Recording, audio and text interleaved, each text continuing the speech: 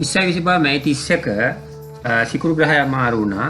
එතකොට සිකුරු ග්‍රහය මෙතෙක් හිටියේ කන්‍යා ලග්න හිමියන්ගේ 7 වෙනි කොටුවේ උච්ච වෙලා දැන් ආවේ 8 වෙනි කොටුවට. එතකොට ජනවාරි මාසේ 28 ඉඳන් 2025 ජනවාරි මාසේ 28 ඉඳන් සිකුරු ග්‍රහය කන්‍යා ලග්න හිමියන්ගේ 7 වෙනි භාවයේ උච්ච වෙලා හිටියා. එතකොට මැයි 31 දක්වා තමයි ඒ කාලේ ජනවාරි 28 සිට මැයි 31 දක්වා කාලය ටිකක් දිග කාලයක්. මොකද සාමාන්‍යයෙන් සිකුරු ග්‍රහය මේක කොටුවක් කරා මාසයක් දෙකක් ඇතුළත යනවා. නමුත් මේ වතාවේ මාස කිහිපයක්ම එතන හිටියා. සාමාන්‍ය විදිහට නෙමෙයි උච්ච වෙලා. ඉතින් ඒ தත්ත්වය යහපත් විදිහට හේතු වුණ කන්‍යා ලග්න හිමියන්ට අංශ ගණනාවකටම ඔවුන්ගේ විශේෂයෙන්ම විවාහය, තමන්ගේ සහකරු හෝ සහකාරිය, අවුලේ කරන ව්‍යාපාර කටයුතු වගේ දේවල්, ඒ වගේ අංශ වලට සිකුරුගේ ගමන ප්‍රයෝජනවත් වුණා.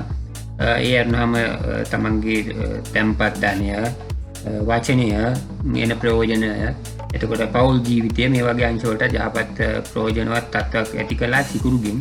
ඒ සිකුරු හිටපු තැන අනුව ඊට අමතරව ගත්තාම වාසනාව, පෙරපින් වගේ දේවල් ක්‍රියාත්මක වුණා විවාහයට අදාළව. එතකොට ඒ මොකද හේතුව මේ 7 කියන්නේ විවාහයට අදාළ තැන එතන තමයි ග්‍රහය උච්ච වෙලා තිබුණේ. හැබැයි මෙහෙම දෙයක් තිබුණා එතනින් උපරිම ප්‍රයෝජන ගන්න පොඩි බාධාවල් තිබුණා. එතන එක කාලයක් රාහු හිටියා. ඊට පස්සේ දැන් සෙනසුරු මාර්තු 29 ඉඳන් සෙනසුරු ආවා 7 වෙනි කොටුවට. මේ වගේ කරුණු හින්දා අර සිකුරු තනියම ඉඳලා එතන හිටියනම් ලබා දෙන ප්‍රයෝජනවත් තත්වය ඒ මට්ටමින්ම ගන්න අපහසුතාවයන්, බාධා තත්ත්වයන් ඇති කරන්නේ නැති මේ සෙනසුරු රාහු වගේ ග්‍රහයෝ මෙතන වරින් වර පිටපින්දා.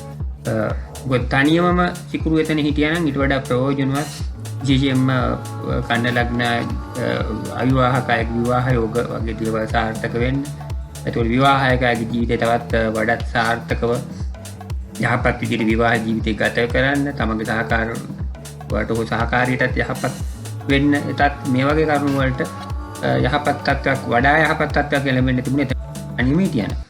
අනිත් පැත්තෙන් ඒ හවුල් ව්‍යාපාර වගේ කටයුතු වලට කොහොම වුණත් දැන් සිකුරු එතනින් ඉවත් වෙලා 8 වෙනි කොටුවට ආවා. ඉතින් 8 වෙනි කොටුව හැබැයි සිකුරුට තරම්ම ප්‍රයෝජනවත් තැනක් නෙමෙයි. සිකුරුට නෙමෙයි කොයි ග්‍රහයකට වුණත් 8 වෙනි කොටුව තරම් ප්‍රයෝජනයක් නැහැ. මොකද කේන්ද්‍රේ අහිතකරම තැන හින්දා, කේන්ද්‍රේ නරකම තැන හින්දා 8 වෙනි කොටුව. හැබැයි 8 වෙනි කොටුවට සිකුරු ආවම තියෙන ප්‍රයෝජන තමයි අර හානිය අවමයි.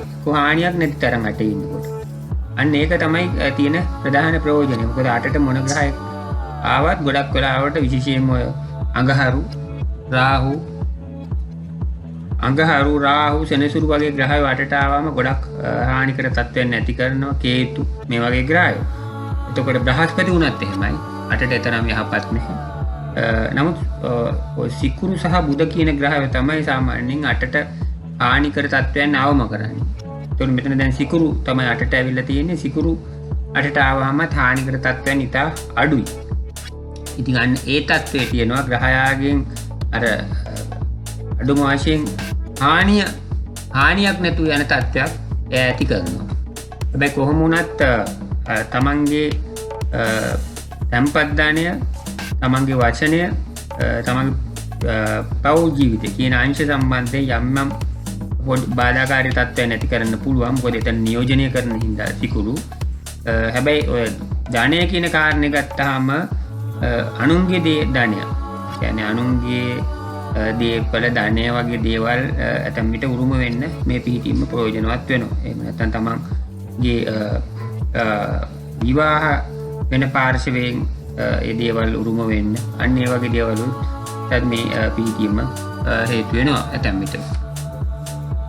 සිකුරු ග්‍රහය මෙතන මේ 8 වෙනි කොටුවේ මැයි 31 ආවහම ජූනි මාස 29 දක්වා රැඳී සිටිනවා.